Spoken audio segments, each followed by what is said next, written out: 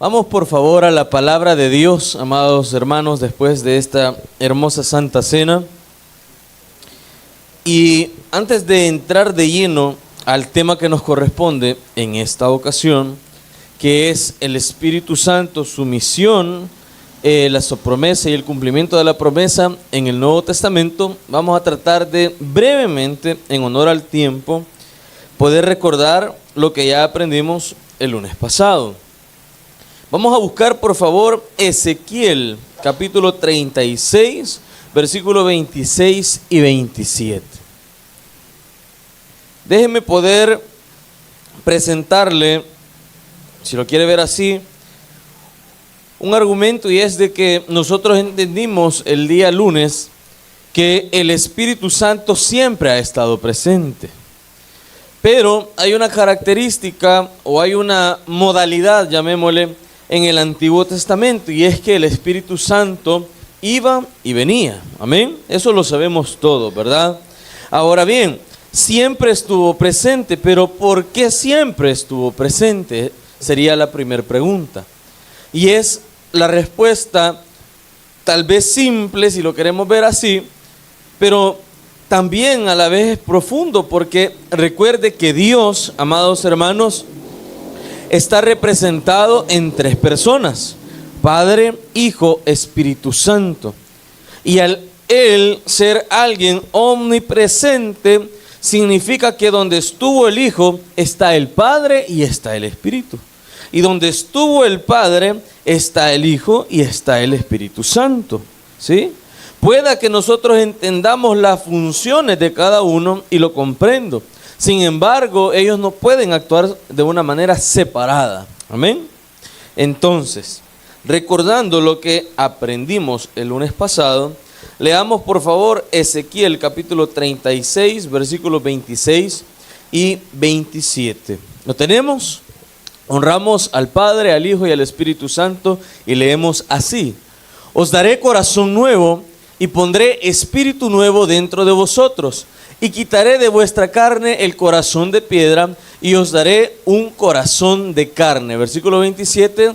Y pondré dentro de vosotros mi espíritu y haré que andéis en mis estatutos y guardéis mis preceptos y los pongáis por obra. Amén. ¿Qué decía también Joel capítulo 2? Hermano Ricardo, si nos ayuda por favor. Joel capítulo 2, versículos 28 y 29. Joel capítulo 2, versículos 28 y 29. Y después de esto derramaré mi espíritu sobre toda carne, y profetizarán vuestros hijos y vuestras hijas, vuestros ancianos soñarán sueños, y vuestros jóvenes verán visiones. Y también sobre los siervos y sobre las siervas derramaré mi espíritu en aquellos días. Oramos. Padre que estás en los cielos, en el nombre de Jesús, te pedimos a esta hora que nos hables, Señor bendito, y que sea tu palabra enseñándonos, Señor, y que nosotros podamos atesorar tu palabra, Señor, en nuestros corazones. Háblanos, danos sabiduría, perdona, Señor, nuestras iniquidades y nuestras ofensas. Te lo pedimos en el nombre de Jesús. Amén y amén. Muy bien. Antes, en el Antiguo Testamento, sí, porque estamos aprendiendo más bien acerca del Espíritu Santo. Son temas demasiado amplios, amén. Sin embargo, hemos tratado nosotros de optimizar el tiempo y optimizar los recursos para que podamos aprender juntos, amén. El lunes pasado, repito, vimos al Espíritu Santo en el Antiguo Testamento. Yo no me voy a meter a todo lo que desarrolló el pastor, que lo hizo de una manera excelente. Nada más vamos a conectarnos, ¿verdad? A conectar los temas para seguir el hilo, la cronología de los temas. Amén. Entonces, ¿qué vemos en Ezequiel y en el libro de Joel? ¿Qué vemos en estos dos profetas? Una promesa. Amén. Una promesa. Ellos, los que recibieron este mensaje, para ellos escuchar esto era algo sumamente difícil de comprender, ¿sí? Era algo sumamente complicado de asimilar. Si usted se va allá al Antiguo Testamento y trata de explicarle esto al pueblo hebreo que acababa de ser libre de Egipto, no se lo van a comprender. Porque Dios en aquel momento no hablaba de esa manera, no se movía de esa manera, no podía actuar de esa manera porque no era en ese momento la naturaleza del Espíritu Santo hacer las cosas de esa manera, sino que Él era selectivo, ¿sí? Él escogía a una persona, Él escogía a un guía, Él escogía a un patriarca, Él escogía a un profeta, Él escogía a un sacerdote, Él escogía a un juez, Él escogía a un rey, ¿sí? Así actuaba. Pero me está diciendo el Antiguo Testamento que en el futuro, que dentro de un tiempo, que en unos años el Espíritu Santo va a actuar diferente, ¿sí? Y déjeme decirle, amado hermano, que como nosotros hemos aprendido, las profecías tienen algo que se llama el valle profético, ¿sí? Así se llama. Hay cosas que el profeta recibe, ve, pero no logra comprender a perfección. Entonces viene él, inspirado por el Espíritu Santo, escribe o dicta, y la gente escribe. Y entonces hay cosas que no se pueden ver. Ahora, hay una gama, digámoslo así, de cumplimientos de lo que nosotros acabamos de leer en Ezequiel y en Joel. ¿Por qué lo digo de esta manera? Porque si bien es cierto, el Espíritu Santo fue derramado en Pentecostés, que ya lo vamos a leer, ¿sí? Y si bien es cierto, el Espíritu Santo se seguía moviendo en la iglesia, lo que acabamos de leer, acabamos de aprender más bien dentro de la historia de la iglesia, y el Espíritu Santo se sigue moviendo en cada uno de nosotros, amén, ¿sí? Es un cumplimiento actual, llamémosle. También hay un cumplimiento para esto futuro. ¿En qué aspecto, amado hermano? Que si bien es cierto, hoy el Espíritu Santo, óigame lo que le voy a decir, se mueve en los hijos de Dios, no en los que somos del linaje de Dios, sino de los que hemos sido adoptados, ¿sí? El Espíritu Santo, así como se mueve en usted y en mí, también se va a mover en el pueblo de Israel. ¿Dónde? En el milenio, ¿sí? Entonces, esto conlleva una serie de etapas de cumplimiento, ¿sí? Ahora bien, yo no me voy a salir del tema, solo lo digo como un comentario y como una aclaración, amén. Porque recuerde que ahí está escrito, y está escrito también en Apocalipsis, que el Señor va a escribir en la tabla del corazón, dice, de aquellas personas que estén en aquel momento. Pero esa promesa es exclusivamente para Israel. ¿Por qué no para la iglesia? Porque la iglesia pasa a una, digamos, a una posición diferente. Porque nosotros no somos pueblo, somos esposa, ¿sí? Esa es la figura que se nos da a nosotros. Entonces, valga la aclaración, ahora sí, comencemos de lleno con lo que nos corresponde. Y es el Espíritu Santo en el Nuevo Testamento. Por favor, vamos a leer bastante y tenemos no mucho tiempo, así que por favor trate de agarrarme el ritmo y las ideas, amén. Y si en alguna se pierde, busque YouTube y ahí me va a encontrar, amén. Entonces, y si no, pues pregunte, mi hermano, no se preocupe, en alguna cosa o nos perdemos juntos o nos acoplamos juntos, amén. Muy bien, busque por favor Lucas capítulo 1, versículo 35. Lucas capítulo 1, versículo 35. Respondiendo el ángel le dijo: el Espíritu Santo vendrá sobre ti y el poder del Altísimo te cubrirá con su sombra, por lo cual también el santo ser que nacerá será llamado Hijo de Dios. Déjeme ponerlo en contexto con lo que acabamos de leer. Primero, es el ángel que Dios envió ¿a quién? A María, correcto. Al parecer aquí nos estamos encontrando con algo un poco complejo, porque estamos hablando del Nuevo Testamento, ya, ¿verdad? Lucas, ya el Evangelio, ¿sí? En la versión de Lucas, llamémosle. Y dice la palabra de Dios que el Espíritu Santo escogió a una persona, que en este caso es María. ¿Sí o no que estaba actuando como actuaba en el Antiguo Testamento? No fue derramado sobre todas las bichas, sobre todas las hipotas, sobre una. Primer acto, llamémosle, del Espíritu Santo, primer propósito, porque así decía el subtítulo del estudio que me corresponde a mí, del Espíritu Santo en el Nuevo Testamento. El Espíritu Santo escoge a una persona para que naciera el unigénito Hijo de Dios. En este caso, María, en una concepción milagrosa, porque es la única y es el único registro histórico que existe de este tipo y nunca más va a volver a pasar, amado hermano. ¿Sí? Si a alguna hermana, le digo con mucho respeto, queda embarazada, no fue el Espíritu Santo. Única vez en la historia. María. Punto. Nadie más. Porque si buscamos en el Antiguo Testamento, no pasó absolutamente nada parecido. La única, María. Comienza entonces a actuar el Espíritu Santo sobre esta etapa. Recuerde que hay una etapa del silencio, donde Dios no se comunica con el pueblo de Israel.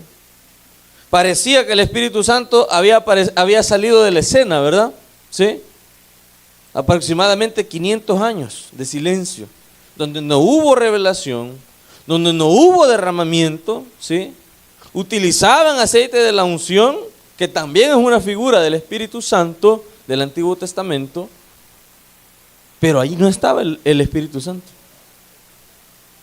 Y de repente sale de nuevo el Espíritu Santo, escogiendo a una persona, María, para que naciera el unigénito Hijo de Dios. Amén. ¿Estamos en la idea? Busque por favor Mateo capítulo 3, versículo 16.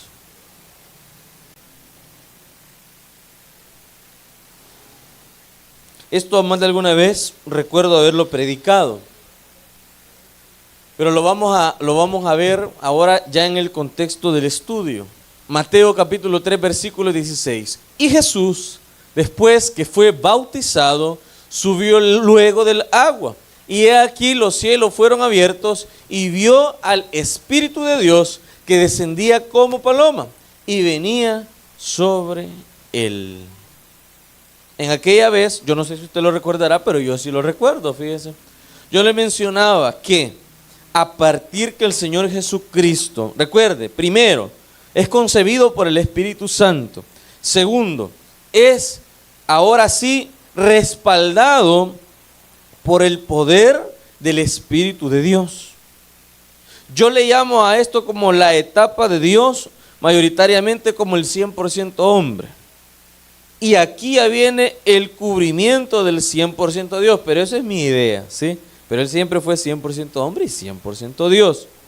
Pero a partir de este momento, donde el Señor en el Nuevo Testamento ya se bautiza, bautizado por Juan el Bautista, entonces inicia la etapa de poder de su ministerio. A partir de este momento, Cristo comienza ya entonces a salir a escena. Recuerde que antes Juan el Bautista ya era alguien conocido. Recuerde que habían existido 500 años aproximadamente de silencio. No hubo profetas. Y de repente sale Juan anunciando que el Cristo iba a venir en ese momento. Entonces la gente estaba a la expectativa. La gente estaba esperando. Y Juan recibe un mensaje también de Dios, donde se le dijo que donde descendiera aquel Espíritu de Dios, donde viera él que bajaba algo del cielo y cubría a ese hombre, esa verdaderamente era la señal de que él era el Cristo. Juan ya sabía que él era el Cristo, pero esto sirvió como una revelación pública, porque lo vieron todos los presentes, no solo Juan.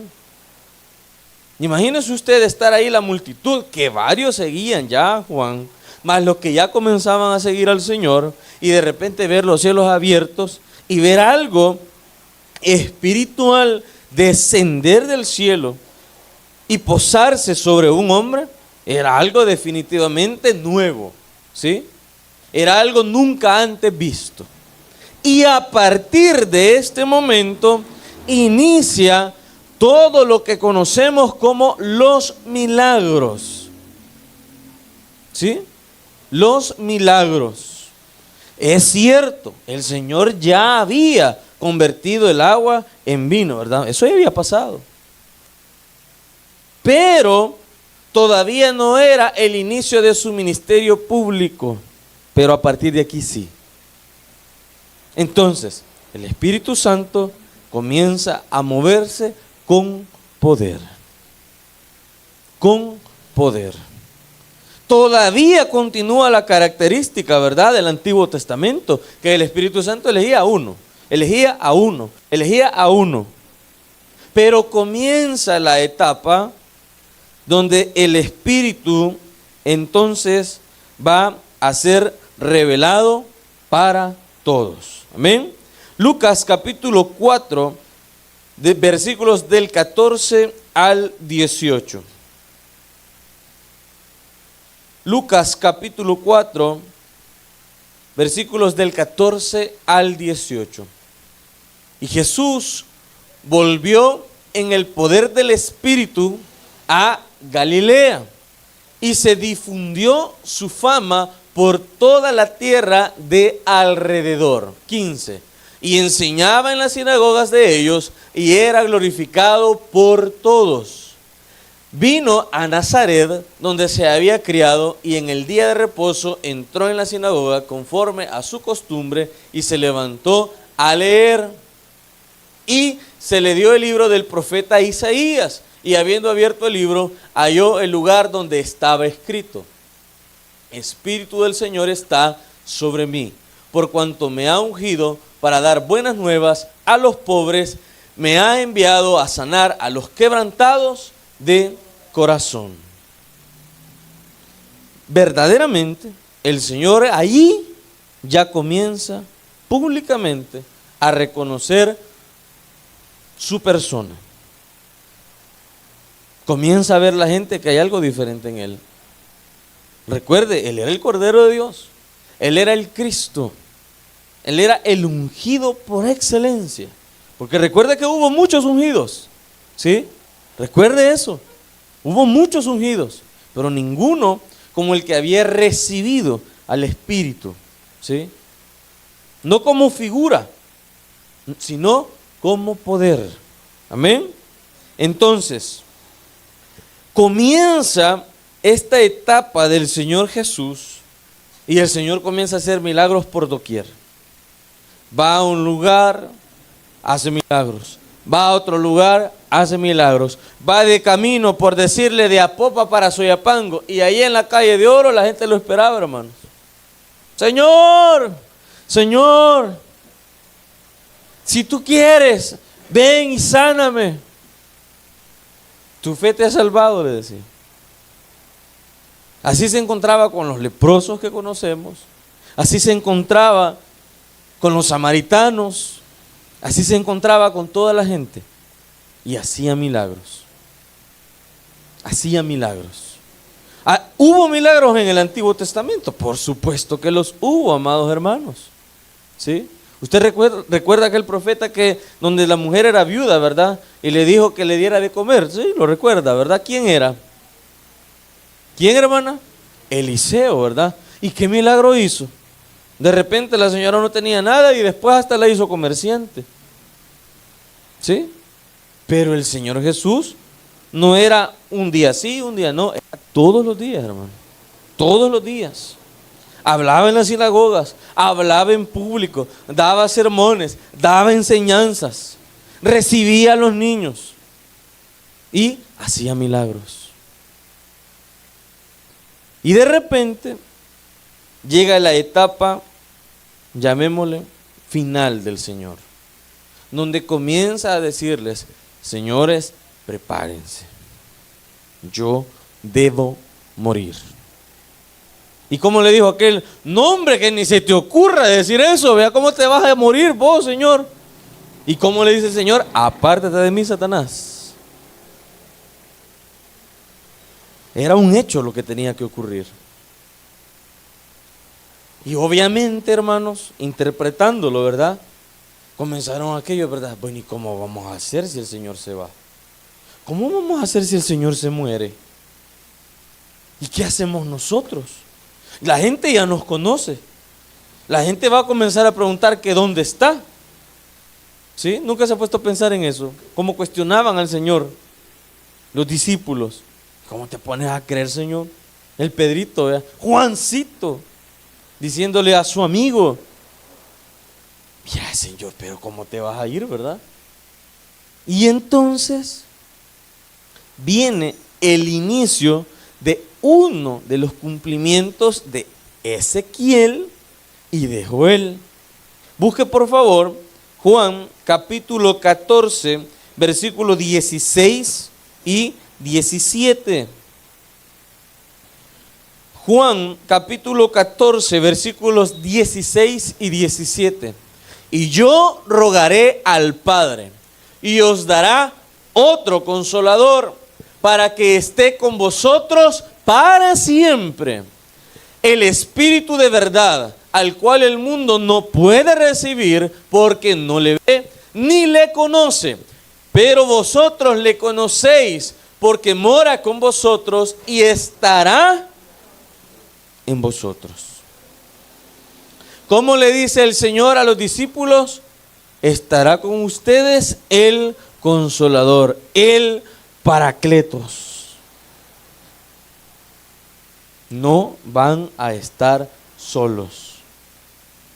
¿Cómo es eso, Señor, que nos vas a dejar, verdad? Los discípulos: tranquilo, hijo, va a estar el Consolador con ustedes. ¿Sí?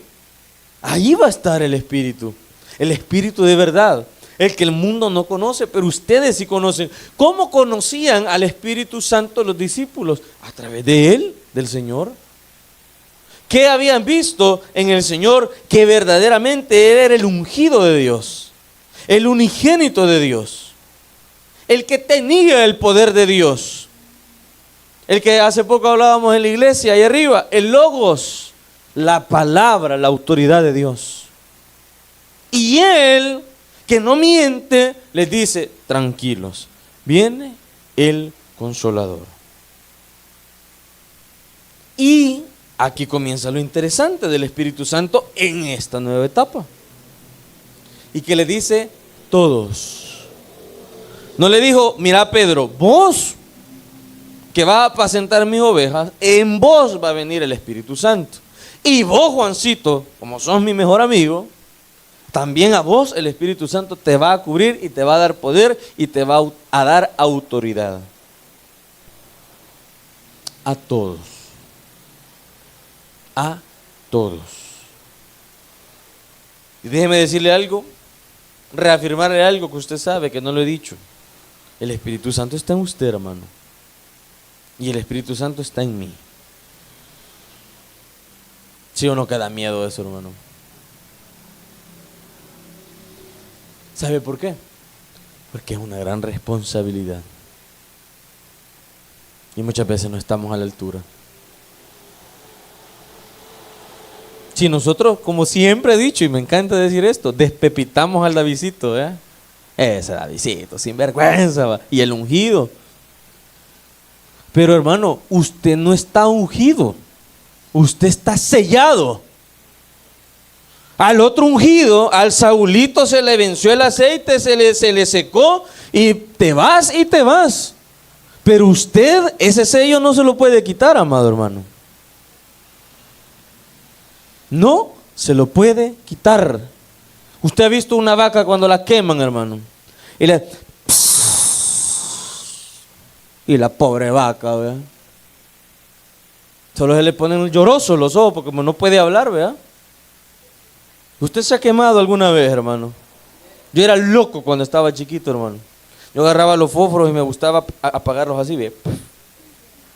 Hasta que un día me quemé bien, ¿verdad? Y se me hinchó la yema del dedo, hermano. Qué horrible, ¿verdad? Ahora imagínense que venga alguien, ¿verdad? Y que diga las iniciales M.A. Mengíbar Alvarado. Vengo yo y agarro la I y le hago pss, vaya. ¿Que para dónde te vas a hacer? Pues quítate eso. Pues eso es el Espíritu Santo, hermano. No se lo puede quitar. Lo podemos disimular, cubrir si quiere, pero quitárselo no puede. Porque es una característica del Espíritu Santo en el Nuevo Testamento. Desciende con poder, con autoridad, para quedarse. Y estaré en vosotros, dice. Para siempre. Porque recuerde, amado hermano, la salvación no se pierde. La diferencia es que tal vez nunca fue salvo, pero la salvación no se pierde. Una vez sellado, ya no se lo puede quitar. Pero no me quiero meter en camisa de 11 varas adelantándome a los sucesos que vienen en los otros temas. Muy bien. Entonces, recopilando, tenemos 8 en punto. En el Antiguo Testamento el pastor Ismael lo especificó, ¿verdad? Lo declaró y lo aclaró sumamente bien y nosotros hoy solo conectamos, ¿sí? Ezequiel, Joel. En el Nuevo Testamento, al principio, pareciera que el Espíritu Santo continúa obrando de la misma manera. Un escogido, un propósito, María. Pero de repente viene el Espíritu Santo sobre aquel que siempre estuvo, pero tuvo que existir una manifestación pública para que fuese reconocido, ¿sí? Porque nadie daba tanto realce como cuando de repente descendió el Espíritu Santo en figura de paloma a Jesús. Fue hasta que aquel Juan dijo, vaya, ese es, miren, el que yo comencé a predicar, él es. Y comenzó el Señor a obrar con poder, dice la palabra de Dios. En las sinagogas enseñaba y todos quedaban maravillados, ¿sí? La gente comenzaba a reconocerlo y de lejos lo reconocían. Y le gritaban, Señor, ayúdame, ¿verdad? Sálvame, perdóname, limpiame, dame. Y el Señor obraba. Y en la etapa final del ministerio del Señor, en la tierra, comienza la parte de la anunciación. No van a estar solos. Yo me voy a ir. Yo como hombre, ¿sí? Este cuerpo que ven aquí, esto que hoy abrazan, que hoy tocan, que hoy nos damos los 5, con mis amigos y platicamos, lloramos, oramos, ya no lo van a ver. Porque eso es parte de la humanidad de Cristo, ¿sí? Pero tranquilos. Entonces, de repente viene aquello, amados hermanos, que nosotros conocemos como Pentecostés. Hechos capítulo 2, versículos del 1 al 4, por favor. Hechos capítulo 2, versículos del 1 al 4. Cuando llegó el día de Pentecostés, estaban todos unánimes juntos. Y de repente vino del cielo un estruendo, como de un viento recio que soplaba, el cual llenó toda la casa donde estaban sentados. Y se les aparecieron lenguas repartidas, como de fuego, asentándose sobre cada uno de ellos. Y fueron todos llenos del Espíritu Santo. Y comenzaron a hablar en otras lenguas, según el Espíritu les daba que hablasen. Primero, una manifestación, así como la de la paloma, ¿verdad? Del Espíritu Santo descendiendo. Otra manifestación del Espíritu Santo como viento, ¿sí? Como un ventarrón, ¿sí? Recuerde usted, y algo que acaba de hacer el pastor Ismael, recuerde usted que el Espíritu de Dios, en una de las figuras, una de las interpretaciones del Antiguo Testamento es esto: el Ruach. ¿Sí? Imagínese que Dios le haga así. De repente aquello, hermano. Hágale, hermano, hágale. Hágale, sin pena. Y la hermana le hace así, ¿verdad? Así, ¿verdad? Y de repente, hermano, un estruendo.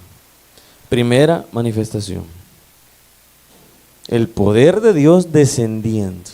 Segunda manifestación. Algo que parecía lenguas de fuego. Posándose, entrando a los hermanos que estaban ahí reunidos. ¿Sí? Y de repente dice que unos comenzaron a hablar en un idioma, otros en otro, porque recuerde que ese día no hablaban más que otros idiomas. Probablemente alguien habló lenguas angélicas, probablemente, como las que hablaba Pablo. Y alguien las interpretó probablemente también, porque es una manifestación del Espíritu Santo. Pero si usted agarra el capítulo después, especifica qué idiomas se hablaron. Ahí está. Hay unos que dicen que para que usted tenga el Espíritu Santo, usted tiene que hablar en lenguas. Porque si no, no es del Espíritu Santo. ¿Cuál es mi postura? Y usted puede tener la que usted guste, bíblica. Que fue necesario una manifestación de ese tipo por la diversidad. Recuerde, mire hermano, póngame el versículo 1, por favor hermano. Recuerde que era, mire, Pentecostés. Pentecostés no es un lugar, no es una iglesia, no son 4 paredes. Pentecostés, amado hermano, es una fiesta solemne que practicaban los judíos. Y judíos habían de muchas naciones. Y estaban reunidos en esa fiesta. Muchas naciones, muchas personas, muchos idiomas, y lo milagroso fue que usted, que es brasileño, le comprendía al salvadoreño que está aquí, que usted, que es alemán, que quedó eliminado ahora, increíblemente, le comenzó a comprender al que habla castellano, y se quedaron, bueno, ¿y cómo es esto? Si yo vengo de Alemania, yo vengo de Brasil, ¿sí? Yo vengo de Rusia, ¿y cómo le voy a estar entendiendo este bicho negro? ¿Cómo? ¿Sí? Moreno, pues vaya. Tostado, vaya. Era una manifestación. Pregunto, ¿es necesario que yo venga a hablarle en inglés esta noche para demostrarle que tengo el Espíritu Santo? ¿Quién aquí habla inglés, hermano? Mete la mano sin pena. Seguro, hermano. What's your name, hermana? Silvia. Ah, ya ve si entiende, ya ve. Pero no es necesario que yo le hable así, hermano. Para comenzar, que lo hablo todo horrible, ¿verdad? ¿Ah? How are you, eh? Y la hermana, no, soy Silvia, no soy Jaguara, ¿verdad? No es necesario, hermano. Pregunto. Si, oiga lo que le voy a plantear.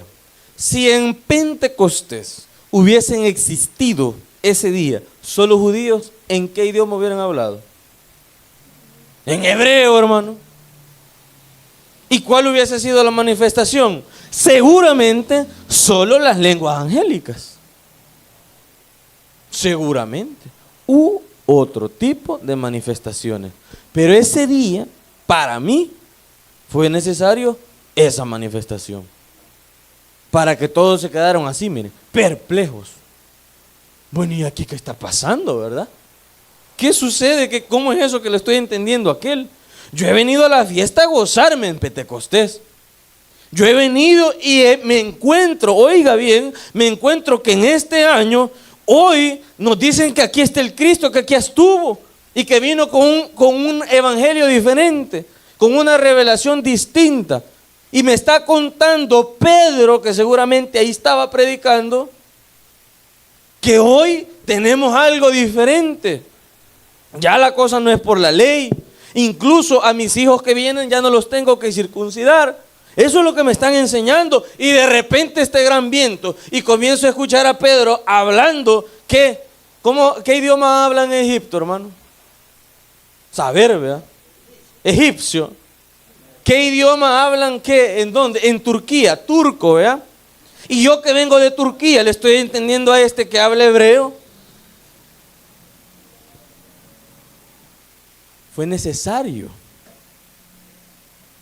que eso sucediera para sentar, óigame, un precedente, que algo raro estaba pasando, algo diferente, algo nunca antes visto. Y si a eso le sumamos que dice Hechos 1:8, pero recibiréis poder cuando haya venido sobre vosotros el Espíritu Santo y me seréis testigos. Recuerde, amado hermano, que el motor de la gran comisión es el Espíritu Santo. Usted y yo no podemos hoy en día hablar del Evangelio si el Espíritu Santo no está ahí. No hay forma.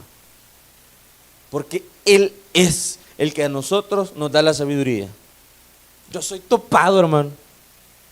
Y de repente comienzo a hablar con alguien y me entiende lo que le estoy diciendo de Cristo, hermano. ¿Quién hace eso? ¿Yo o el Espíritu Santo? El Espíritu Santo, hermano. Si yo me trabo, hermano. Yo a veces hablando me confundo. Yo digo, bueno, ¿y qué estoy diciendo? Hablo dormido, hermano. Pero de repente el Espíritu Santo obra. Recibiréis poder cuando haya venido sobre vosotros el Espíritu Santo. ¿Sabe qué activó eso en esas personas? Autoridad, poder. A partir de Hechos, capítulo 2 en adelante, inicia la etapa del respaldo, del paracleto, del consolador para la misión, la función de la iglesia, que es id por todo el mundo. Y entonces usted y yo comenzamos a hablar de Cristo Jesús.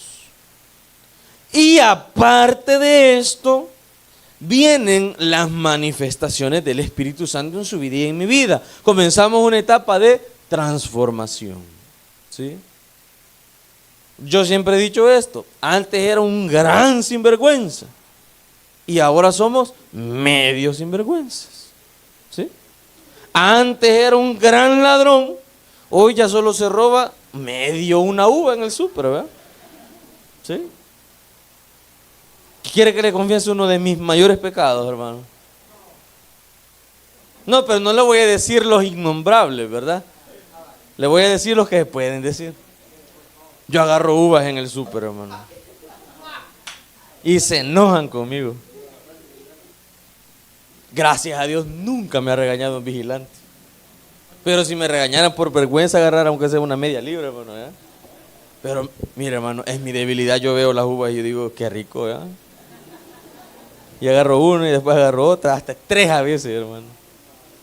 Pero yo digo, pero bueno, yo estoy consumiendo, ¿verdad? Llevo otras cositas. Tengo derecho, digo yo. Yo no sé si usted recuerda el Hiper Europa, ¿lo recuerda, hermano?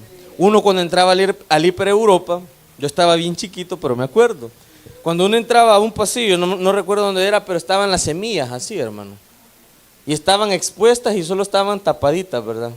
A mí siempre me ha encantado la semilla de marañón y el pistacho. Siempre, desde chiquito. Y yo me acuerdo que yo pasaba, medio quitaba la tapadera o estaba mal puesta y agarraba, hermano, ¿no? Y agarraba. Me iba por allá, me iba por acá. Pero ya no, como ya no existe el Hiper Europa, ya no están así, ya no puedo, ¿verdad? Gracias a Dios. El Espíritu Santo me ayudó, ¿vale? Y antes, pues, agarraba más seguido uvas, hoy de vez en cuando, pero no es siempre, ¿verdad? No es siempre. Solo cada domingo, nada más cuando voy, ¿verdad? Pero hay una transformación, ¿sí?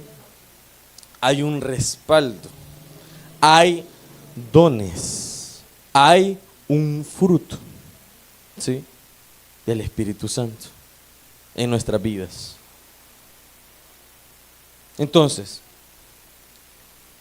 comenzamos nosotros, amados hermanos, a vivir en un mundo. Recuerde que en el mundo siempre ha estado el Espíritu Santo. Amén. Siempre. En el Antiguo Testamento se manifestaba selectivamente.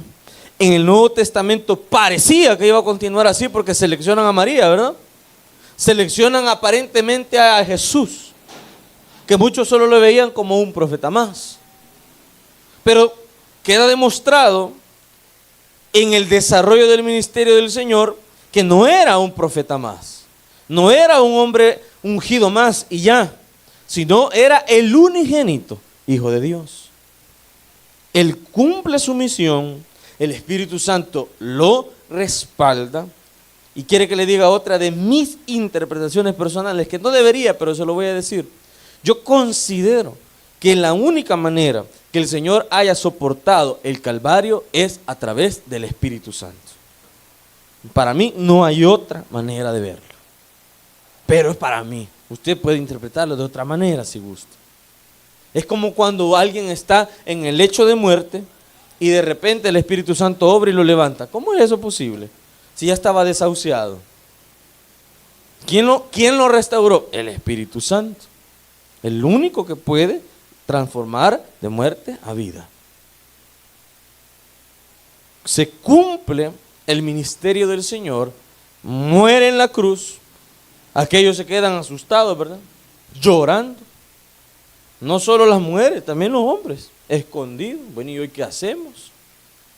Al tercer día el Señor se aparece. Pero les aclara, ¿verdad? Yo me voy a ir. Pero en ustedes estará el Espíritu Santo. Y se cumple. Hechos capítulo 2. Y ese día fue necesario esa manifestación para que algo espectacular aconteciera.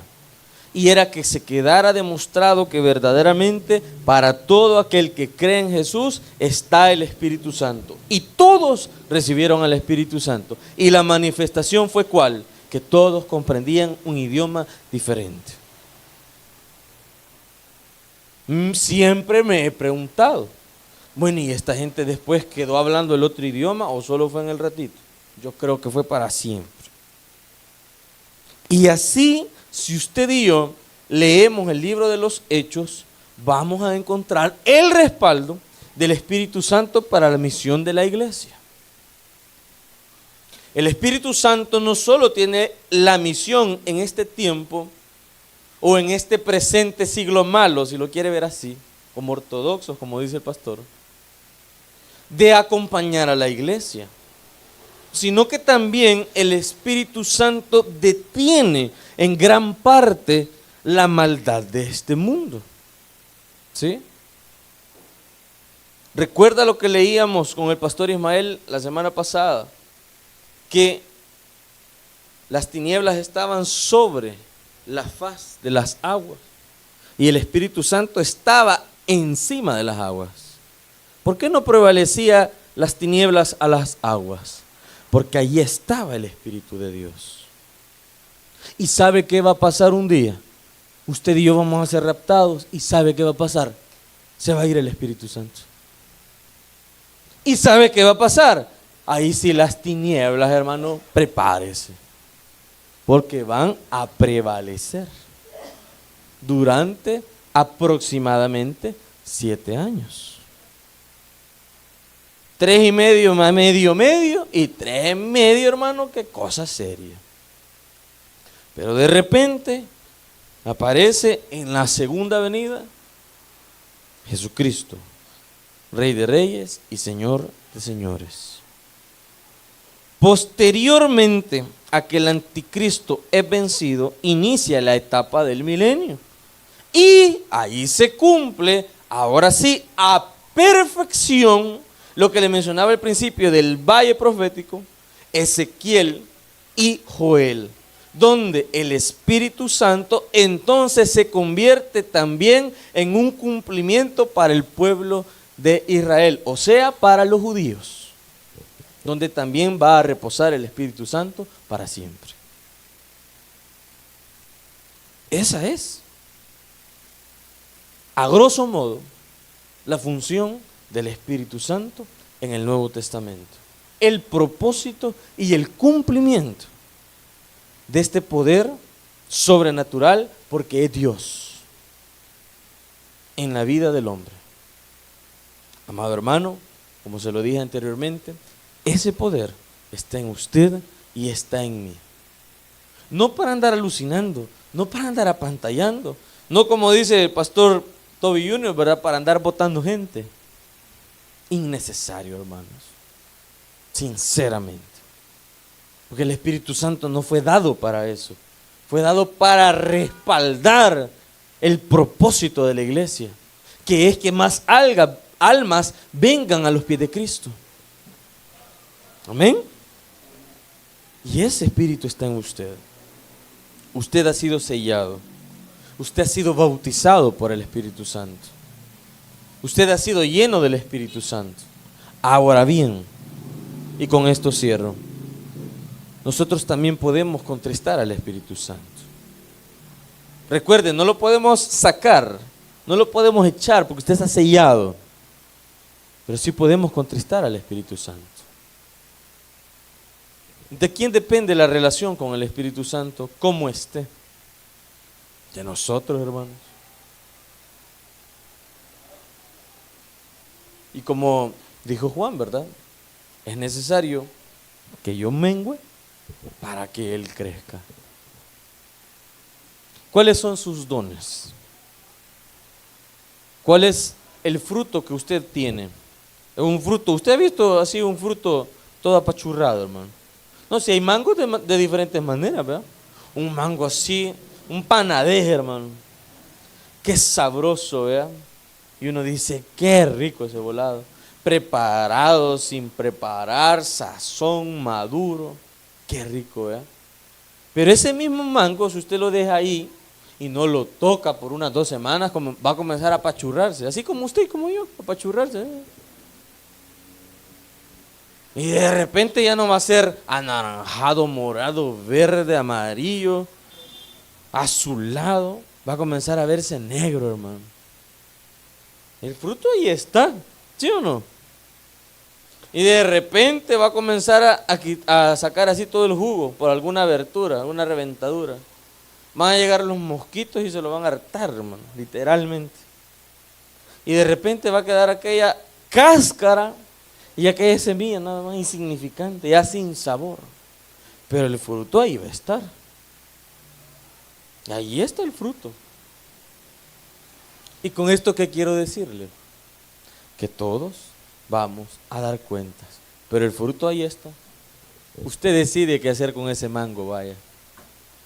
El don ahí está. Y le van a decir, vení para acá, Danielito. Y ahí voy a ir yo, ¿verdad? Ajá, papito. ¿Qué pasó, Señor? Mándeme. Y así hasta postrado, ¿eh? Sí. Sí, ¿cómo no me voy a postrar ante el Señor? Y me va a decir, va, vení, ahorita levántate que vamos a hablar, papá. Sí, Señor. Comentame qué hiciste con tus dones. ¿Cuáles dones, Señor? Mira, yo predicaba bien bonito. No, hijo lindo, eso no es un don. ¿Qué hiciste con tus dones? Mire, Señor, viera, a mí me gustaba tocar la batería, yo bien bonito tocaba. Los hermanos, los demás se equivocaban, pero yo seguía en el ritmo. ¿Qué hiciste con tus dones? Pero ¿y cuáles dones, pues, Señor? Y que no sabes cuáles eran los dones que vos tenías. ¿Cuáles son sus dones? ¿Y qué está haciendo con sus dones? Yo solo le recalco esto. Somos aves de paso. Este mundo no es nuestra tierra, no es nuestra vida eterna, sino es allá. y se nos va a demandar. En otras palabras, el Espíritu Santo no se nos ha dado de choto, para que me entienda. Se lo han dado con un propósito. Allá usted y allá yo. ¿Qué haga con el Espíritu Santo? Amén. No me meto más en los demás temas. Vamos a orar. Amén. Gloria a Dios. Padre que estás en los cielos, te damos las gracias, Señor, por esta noche. Te damos las gracias, Señor, por tu palabra. Pero especialmente, Señor, te damos las gracias por el Espíritu Santo. Que, como dice tu palabra, es nuestro consolador. Que como dice tu palabra, Señor bendito, es el que nos respalda y es el que nos da la autoridad. Señor, ¿qué fuera de nuestra vida sin ti? Cuando pensamos en eso, pareciera que tú estás lejos, ¿verdad? Que tú nos rescataste, pero que sigues allá en los cielos, gobernando, viéndonos de lejos. Y se nos olvida que no nos estás viendo de lejos, sino que estás en nosotros, metido en nuestro cuerpo, en nuestra alma. No estás lejos, estás aquí, Señor. Porque antes tú obrabas de esa manera. Reposabas sobre una sola persona y la gente solo tenía derecho a percibir algo de tu presencia una vez al año. O tal vez percibía tu presencia el pueblo cuando Moisés venía con el rostro resplandeciente y sentían que ahí venía el Espíritu de Dios. Pero hoy, Señor, ya no es así, sino que el Espíritu Santo está aquí en nosotros. Ya no estás lejos, ya no estamos solos. Usted y yo ya no estamos solos, amados hermanos, sino que tenemos al Consolador en nuestra vida. Y no nos sirve solo para consolarnos y hacernos sentir que alguien está con nosotros. No nos sirve solo como un abogado, sino nos sirve para que tengamos autoridad. La autoridad de hablar de aquel que nos llamó de las tinieblas a la luz verdadera. De aquel que nos dice: solo es necesario que creas en mí. Pero, Señor, ¿quién le ha de hablar a aquel desvalido y necesitado espiritualmente? Con todo respeto, amado hermano, Jesús no va a volver a bajar para hablarle al que necesita de Él. Jesús lo va a ocupar a usted o a mí, siempre y cuando tengamos la disposición y valoremos la autoridad que tenemos en Él. Padre, que estás en los cielos, a esta hora yo te pido en el nombre de Jesús que nos ayudes a menguar para que tú crezcas y que el Espíritu Santo tome el papel que se merece en nuestra vida. No siga relegando al Espíritu, no siga menospreciando al Espíritu. Yo acabo de hacer un comentario que puede ser chocante y dije literalmente que no es necesario que yo sople a alguien y que se desmaye. Sin embargo, no podemos limitar al Espíritu Santo. Pueda que sí sea una manifestación, pero el Espíritu Santo no ha sido dado para eso. El Espíritu Santo ha sido dado para que usted y yo comprendamos las Escrituras. El Espíritu Santo ha sido dado para que usted y yo tengamos discernimiento de espíritu. El Espíritu Santo ha sido dado para que comprendamos la revelación de Dios para nuestra vida. Pero no para que nos quedemos con esto, sino para que lo compartamos. Esta noche yo le invito, amado hermano, que el Espíritu Santo reine en su vida y en mi vida.